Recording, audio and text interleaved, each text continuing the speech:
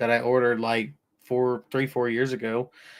And he's like, honestly, um, we can do that, but because it's a mid-season, early season, it's going to be that saddle's going to be hot. And I was like, I understand. So I'm going to sacrifice my long sleeve, uh, compression, or not compression, but my breathable long sleeve Osseo shirt, and he's going to put that on there.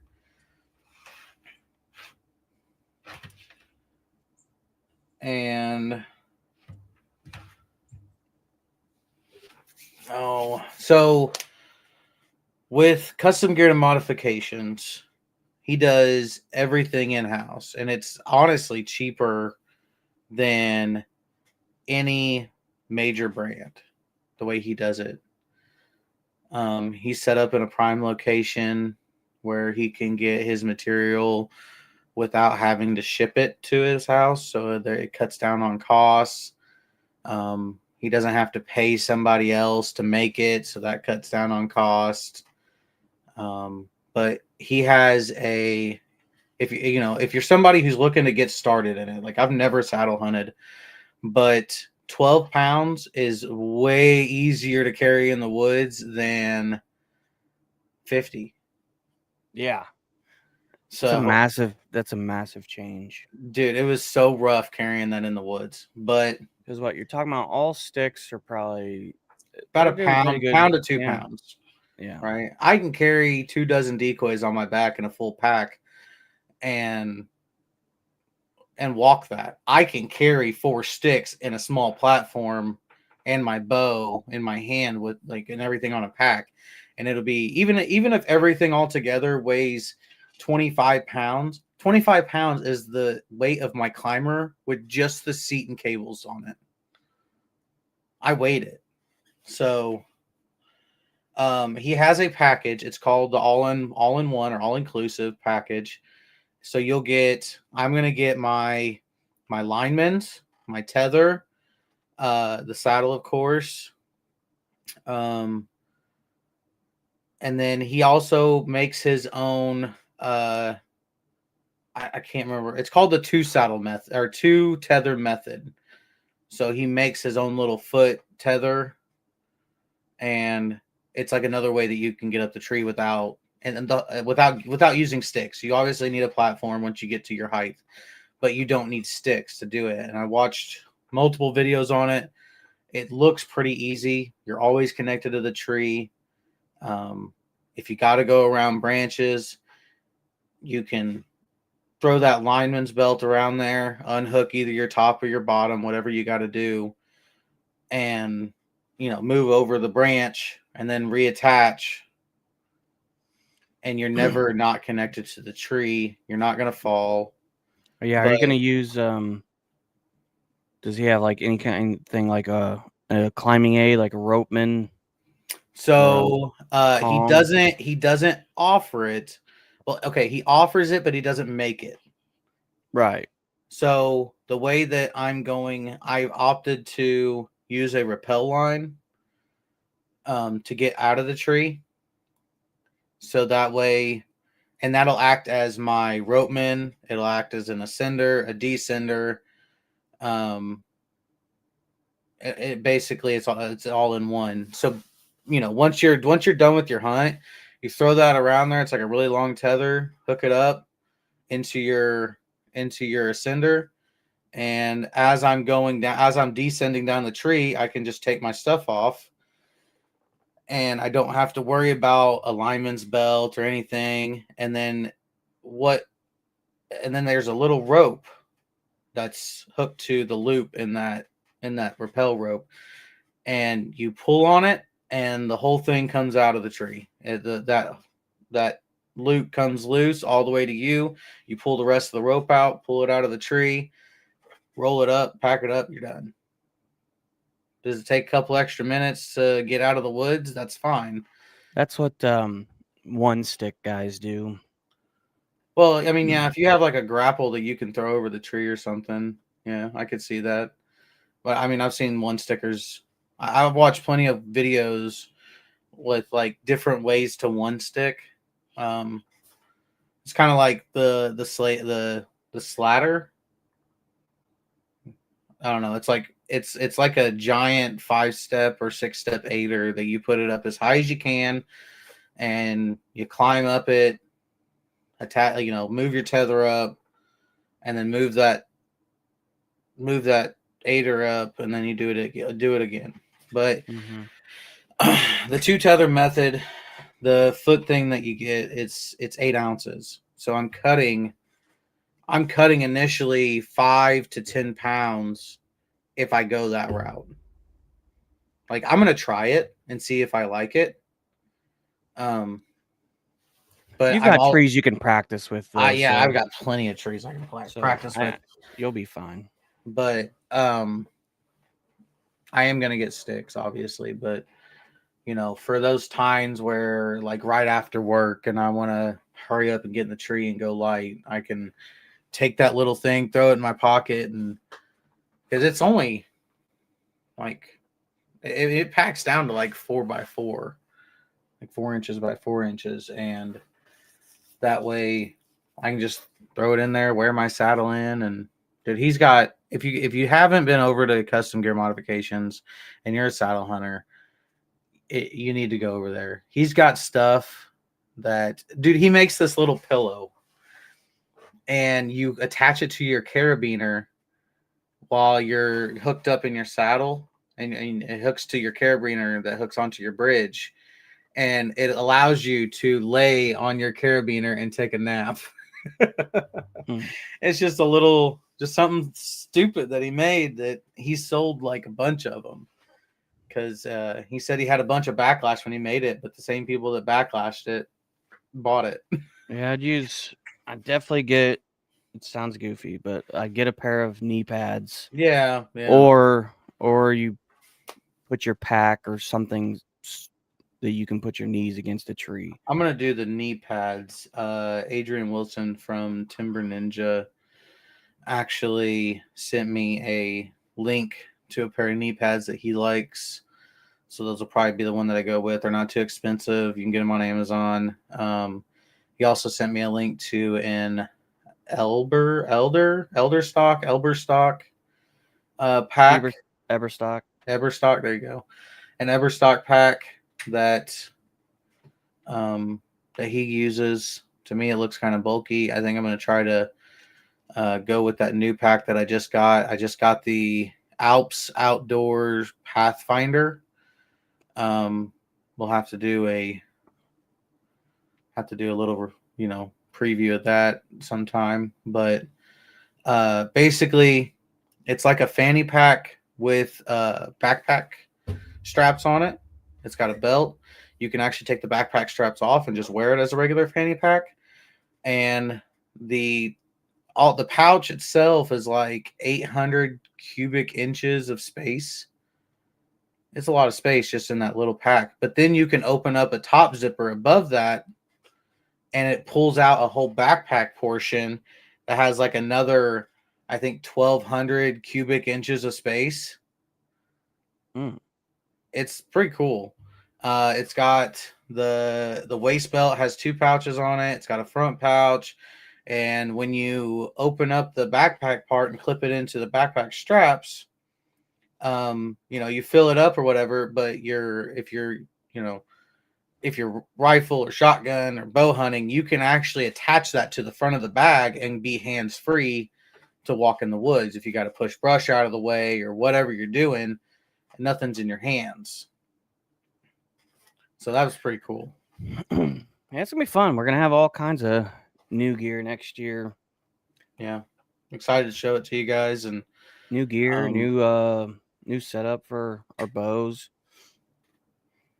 I entered the Southwestern draw again, so hopefully I can get drawn. I need to get over there and do that. You can just do it through Venmo or whatever. You can Venmo it. I think it's Dale Edwards. You Venmo it to Dale Edwards and just put in like bow draw in the description. So I think it's $20 a ticket. Yeah. I need to do that. My wife did it last time for us. Yeah. I was actually there when the guy went and came in to pick up his prize. You know, he picked out the Matthews Lift X Right in front of you. right in front of me, man. All the problems I've had with my bow, and I'm like, man, I would love that new Lift X. Just something different. Like I don't even care if it works. I just something different. But yeah, that's I'm starting with the saddle. Once I get the saddle in my hands, I think I'm gonna go with the Trophy Line sells a 4-pack for $200. That's a little bit lighter than a 4-pack of sticks. I'm sorry. That's a little bit lighter than the XOPs. I like the XOPs. The The XOPs XOPs are the heaviest on the market. no, there's heavier now, and there's lighter. But There's like, way lighter. well, if you look at the price range, like price to weight ratio, like XOP is like a good working class, like it is. stick It's a good working class purchase. Like brand. it's an option. But that's definitely I'm the not problem. saying I'm not saying you're wrong. I'm not saying they're not heavy. They're 2 pounds a stick. I mean, that's 8 pounds. But if they're available by the time that I get my saddle, I think I'll probably go with the Trophy Line Hyperlights, and either the Trophy Line Mission, or the EDP platform, or I might look at the Hyperlight platform. It's made out of that Magnite. It's supposed to be 20% stronger than aluminum, 55% lighter. It has Trophy Line's a great brand. Made in the USA. We always love that. But I think everybody nowadays is making a premium product. They're just everybody is trying to find that way of making the lightest.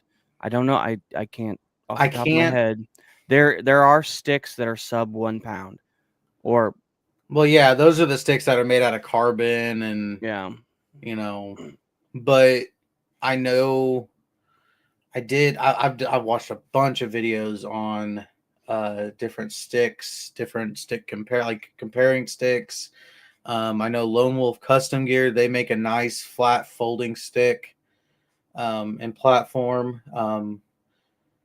I think once I get my initial setup, there's a newer company called Elevate. They make a set of sticks and also a platform along with a hang-on stand that you can adjust the bottom platform of that hang-on stand. And from what I've seen, a lot of guys that are doing like this hybrid saddle hunting, that's the platform that they're going with. That's the stand that they're going with, is that Elevate, because you can adjust it easy. And it's got 2 points that you can put cam buckles on, or am steel. I think with all my sticks, I think I'm going to ditch the cam buckles and just go straight am steel. So you said you're doing like a climber base? No, what you're doing? No. I know what you're talking about. What is it called? Well, you said like hybrid, so I was like, no. So is what it is these guys are setting up a hang-on stand, a light hang-on stand that you can carry into the woods. So like 4 sticks and a hang-on stand, and then they'll wear their saddle in. So if they, they'll hook up just like a saddle, and they'll stand there just like they're saddle hunting. But if they want to sit down, they can. But if they want that 360 option, that tree stand's not gonna shift at all. If you get a nice bite into that tree with that hang-on stand, it's not gonna move. So you can pivot around it like you can with saddle hunting, but you can also have the option to sit down, say if you're pulling an all-day sit, or if your knees get tired or whatever. But I watched a video of a guy that kind of like showed you like his hybrid setup, and the Elevate stand, the hang-on stand itself, the seat actually folded down forward if you wanted it to, and then you could flip the butt pad to make it a knee pad. So, like I said, I've been doing my research before I pulled the trigger. Oh yeah, I know all about that. Yeah, I did. I've done a lot of research, but I'm super excited to get the saddle. And first thing I'm gonna do is with it is try this 8-ounce 2-tether method. You know, whether it just be like 10 foot up or whatever. But I just want to try it. Are you gonna have it this season? No, it's 4 to 6 weeks is what it takes to make it. So I will not probably be hunting with it. If I am, it'll be super late season. But I won't have time to practice because I'm not just going to go out into the cold and hang sticks and tear them down and hang sticks and tear them down. So I'll probably wait till springtime to start practicing with that and really get good at it. That way I can get into the woods and just throw it up there.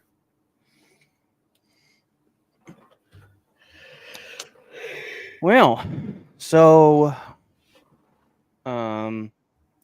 we are going duck hunting tomorrow, and this year they increased our pintail limit from 2 to 3.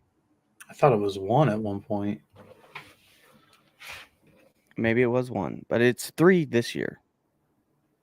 So, okay. And we did get a pintail yesterday. So they're definitely out and about. I think they thought it was a gadwall initially. And then it got close and flew right at us. It landed because it landed in the it landed out in front, like past the decoys in the grass, and then it got up and decided to fly right at us. Bad decision. Right. We've got myself anyway. I've got several seasons coming up. I've got next weekend. I've got rifle season in Missouri. I'm gonna go over at least for Saturday. Be going over there for that. I'll actually be going over there when I get off work Friday. Wake up in the morning for that. And so that's next weekend. And then 2 weekends from now, I will be in Arizona visiting with Matt and hunting that bison. Hopefully get him on a podcast episode with the 3 of us all together again. Yep. I've got my plane ticket. And believe it or not, it was cheaper to wait.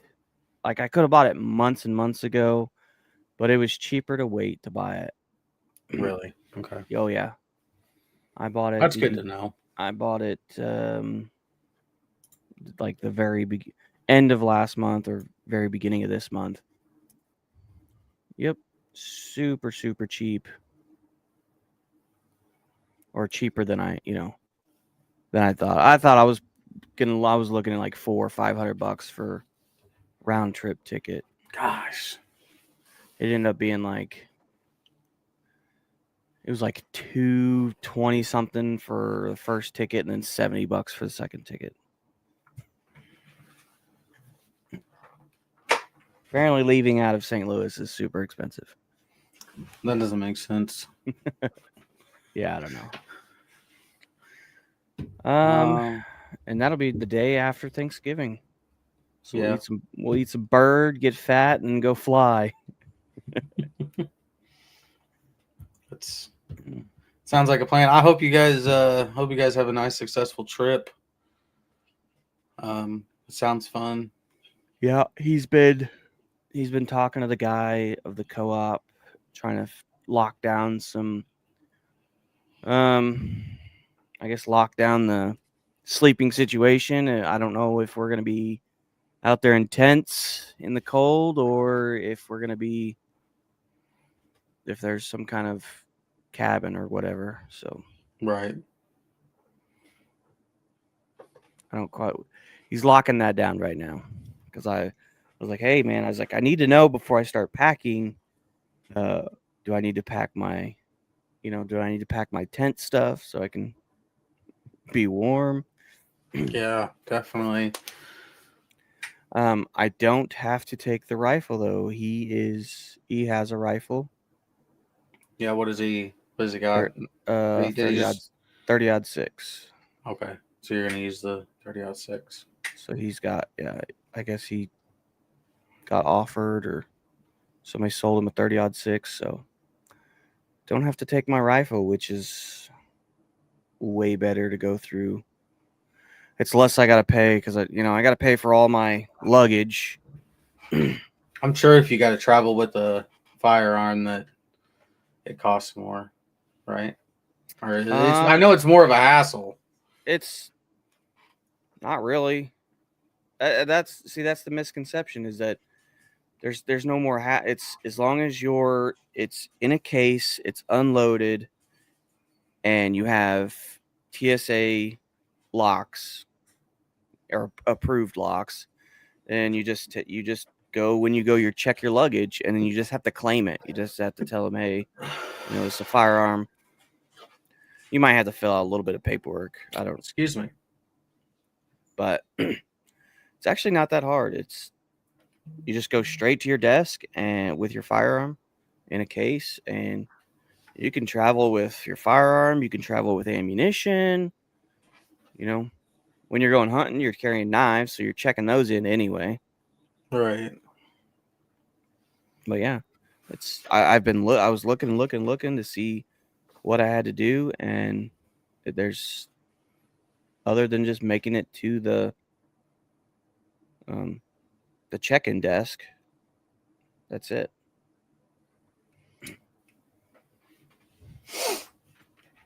It's more of a hassle if you get caught with something going through security, though. I tell you that. Right. Matt, when he came here, he had a knife in his pack. It was his day pack, and he forgot to take it out. And yeah, he got stopped, and they confiscated it. I think he had a buddy drive to the airport to come get it, but yeah, they strip searched him and everything. Over a little pocket knife. Yeah. What else we got? That's the Arizona trip, the ducks, working on the boat. Man, it's gonna be cold tomorrow. I tell you what. Oh yeah, I'm excited though. Yeah, cold front. And then I know after your trip, it's gonna be ducks until the end of the season. Yeah, have you heard anything more about your? It's supposed to be everything's supposed to be final. Everything is supposed to be final by December 1st. Like 3 group. Jesus. Let's see. Both shooting good now. Oh yeah. Yeah. New strings doing good for you? Yeah, new strings doing good. I shot. I think last time we talked about it, I shot at a smaller spike or 8-pointer. I don't remember. But I think it hit the far side scapula and never bled. So my sight was rotated like on the arm. There's a pivot point. And needless to say, CBE is going out the door at the end of the season, and I'm going to either go with the new HHA or a black gold dual tracks. I've heard good things just on other podcasts and stuff about black gold. Well, so have I, and they say that those sights are absolute tanks. And I'm not gonna put anything else on my. From this point on, I'm gonna be doing research. Like, how tough is this? Because like, how dummy proof is this piece of equipment? Like, I mean, I do a lot of research as it is already.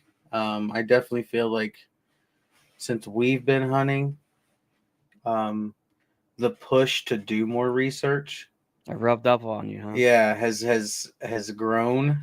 It used to be kind of like, oh, that looks like a good idea, and then it was more like I would spend money to get burned 100 times to find the right thing. See, that's great. Our day and age, you have the internet now, and you have 100 people that have already done that. Yeah, you've got the trial and error for you. Now, whether you trust those sources, but I mean, there's just so many sources out there now. Like anything I find, anything and everything, and it's just not just hunting gear. Anything and everything I find, like there was a 42-in-1 screwdriver set, right? So I was like, okay, this brand came across Facebook. I'm like, this looks awesome. This looks right. cool. All right, go to YouTube, look it up. Trash. And no, not trash, but to come to find out, they're not the only brand that makes them. There's a Walmart brand for half the price that makes a 42-in-1 screwdriver set. Yeah, there's a bunch of different brands that make like, and it's a ratcheting. It's like a T-shaped ratcheting, and you can stick the handles like in either sides. You can make one side longer, one side short. Like it's super universal. I'm like, this is cool. Nice. But I mean, it's just everything before I go buy it, man. I'm YouTube. Who's used it on YouTube? I'm looking for a YouTube. Yeah, video. somebody's used it on YouTube. Almost always. Yeah. Unless it came out, in the last, I would say 3 months, 6 months. Maybe there hasn't been a video yet, but depending on what it is, yeah. It's like 98% of the stuff has a review on it. It's only the stuff super, super new that just came out. And sometimes you can already find those videos. At least one person's done a review on it or done an unboxing, or so you can see what it actually looks like, I don't generally trust the videos from the companies, because if you look up something, there's always a unboxing or a setup video from that company's representative. Yeah, I don't want those. Because I want 50-year-old Joe Blow that barely knows how to work a camera open this thing up and throw it against a tree and see if it holds its rigidity. Yeah, no, I want actual consumers. That's what I want. I want consumer reviews. And it's done me good so far. Oh, all right. It's bedtime. We gotta get. It's gonna be an early morning tomorrow. Yeah, especially for you. I think it's like 20-25 minutes for me, maybe. So I'll be up at 4. So I'm gonna hook up the boat tonight. Okay. Yeah. What time are you leaving the house? Well, if I hook up the boat tonight, I could probably leave the house by like 4:15. Be there at 4:45. Okay. I'll probably get up at butt crack. I'll probably get up at 3 and leave by 3:30. I already have my duck stuff out, so really a lot of it's in the car already. I can't find my jerk cord. I just gotta get dressed. I bought one. I don't know where it's at. Unacceptable. Yeah, the water. Unacceptable. I don't know how it's gonna be because it's gonna be so cold overnight, and there's gonna be frost, and I don't know. There might even be a little bit of thin ice. That's fine. But I like it. The water where in that lower portion, right? It has these seeds, these green seeds, and so the entire water, all of the water is Oh, has that's buckwheat. film. That's buckwheat. Yeah, has green film across it. Well, that's just like where we went a couple weeks ago. That's all buckwheat. Eventually, that stuff will die out. But yeah, so I think ducks like eat on that. So the motion in the water, like I won't say from the air, it almost looks like it's grass. You know what I mean? Right. And then because it's so thick, and then your water decoys and everything push it out. Yeah, make clearings. That'll be good. That'll be good. Yeah, they don't have any ducks in the glades. We gotta. Well, I mean, what I heard is that they did. Now, since we've started having more colder weather, that they got a small push of birds. Well, and I did go to the refuge the other day, and there was like 50 geese on there. So, yeah, specks are in season now. So, we've got 2 open spots on the boat. If anybody knows how to blow a speck call, specks and snows.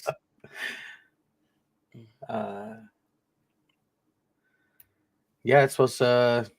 Motor's running good. Plenty of gas. I know the motor didn't want to start that last couple. It's cold, man. That motor it's gonna take a minute. Cold. Your kill switch is a zip tie. You gotta do something about that. Why? That's a fine. Really? Modifying a kill switch is illegal. I didn't know that. I guess I'll go out to the garage and figure it out. Mm-hmm. I'm sure I can. I know I've got more of those hanging around. I'm sure I can find one that fits. Yeah. But. Yep. I learned that from Christian. Because I told him that ours got stolen or whatever. It had to have gotten stolen because there's no way to get it around that flag, that towel. Like, I've driven everywhere with that thing. Yeah. Yeah, for it to be able to have to slip off the handle and over the towel and over everything. It got stolen, man. Somebody took it. And if you see this, I want it back. Somebody spent $50 on that lanyard. Yeah, it's like the plastic piece we can go to Walmart and get, but the lanyard, that was homemade. Sabotage, man. They everybody looks like your buddy, looks cool, and then yeah. Duck hunting is the most toxic sport there is. Oh man. Like when it comes to the outdoors, duck hunting is, in my opinion, the most toxic sport there is. I am super excited about going back out to Horseshoe with you because the experience that I experienced yesterday was like on a professional level almost, other than Blind 13. If you're from Blind 13 on Horseshoe Lake, stop. You know what you're doing. Stop. Okay? Stop it. But it's like on a professional level, you know what I mean? They actually work the birds. They let the birds work. They're not shooting at anything and everything just because it's a duck. Yeah. But I'm saying, like, there's been plenty of times where it's like working ducks, and then the ducks fly off. And it's just like, okay, they didn't work the way we wanted them to work. And so you just don't end up taking shots. And they, birds will fly off and they'll go do that to somebody else. And then those guys will work them. And then it just doesn't get close enough and they don't take the shot. And it was like, that's cool to see. And I just felt like we had more encounters with ducks, like a lot more encounters with ducks, just because people were doing that. And then you got Blind 13 shooting at ducks that are 100 yards away. Yeah, that's like 40 yards out, and 50 yards in the air. You're like, what are you doing? I can't imagine. I can't imagine. It's just like going to Carlisle Lake. Yeah. I can't. If you hunt Carlisle Lake, man, stop. No, stop, dude. Stop. You know what you're doing. Stop. Stop. Okay? Quit shooting everybody's swing birds that swing 100 yards out in the sky. And that was another thing. Like, I don't know if the blinds are more than 200 yards away. People aren't doing that. Your birds aren't swinging out far enough that they're getting picked up by somebody else's blind. Right. So super nice. It was just everybody had their own birds to work, and they either worked for you or they didn't, but people weren't shooting at your birds while they're working. And it shows. It shows. They're all at over 100 birds so far this season for that blind. Nice. Yeah. I think they're leading the kill count in that blind. It's awesome. We thought they thought. Well, I mean, lost the lead. Opening day, they killed a 4-man limit by 10 o'clock. You know, they thought they lost the lead to the blind right straight out from them. Because they killed 9 yesterday. But, I think they were already behind. That blind was already behind, so we ended up killing 5. So they're either it's tied right now for the lead. Right. Plus whatever they got today. I think at 10 o'clock they were at 4 birds. Well, I will. Let's leave with this. What is one piece of duck hunting equipment that you feel that you could add to your arsenal? Just one. Add to my arsenal? Yeah, that's going to improve something that you do for duck hunting in your personal arsenal. One piece. I don't feel like I have any gear that would improve. So maybe a different motion decoy. My issue is talent and skill. I need to improve my duck calling skills. I feel like that's the only thing that I'm kind of missing. I mean, that's one thing, right? Yeah. That's one piece of that's one piece that you can add to your arsenal that you don't have. So I would say that mine, I want to put brighter beads on my gun. Brighter beads. Even though I don't follow and lead with my beads, and I follow with my eyes, I feel like if I had a brighter bead, then it would give me more end of barrel awareness, in the swing. That makes sense? A little. You just got to feel it, baby. Yeah. That's what it was yesterday. I'm ready to shoot some birds. I didn't even get a shot on a bird last time. Yeah. Yeah. I said, well, that's how it goes. Trevor's always busy when I got to shoot a bird. Cooking breakfast. And believe it or not, that man yesterday. Okay, so it's 3 o'clock or 3. Well, no, I think it was 3 o'clock. And 2 birds swung on the left side of the blind. Those 2 guys over there, they shot them, and they dropped on the far side in the grass and stuff. Well, they had to go get them. They had them marked, they had to go get them. And of course, never fails. They go out in the boat, and they're over there with the mud motor just tearing it up. And I mean, it's just, I've got pairs and trios and quads just flying all. I mean, without the sky being full, there was tons and tons of birds. It was ridiculous. I was like, this is a super bad time for them to be out running that motor. I had to, I hadn't called all day. Other than my whistle, I didn't call at all. I don't know what it was. I just felt there was plenty of callers, and I don't know. I didn't pick up that call. As soon as they left, man, I just saw birds doing my little quacks, just giving some basic quacks. I was interested, but they wouldn't come in because that mud motor over there running. Right. I'm like, oh my goodness, there's so many chances. We got a half an hour left of shooting, and there's just birds all over the place. I was like, if they didn't have to go get their birds, we would have killed more for sure. There was plenty of birds at that 3 o'clock mark, dude. They're just, I don't know where they came from, but it was just quads, duos, trios, just they everywhere. probably feel like that everybody's left, and well, everybody had left. I think there was only two of us, 2 blinds left. Everybody else had left already. Yeah. I think that's it. Yeah. I think nice little talk. Yeah.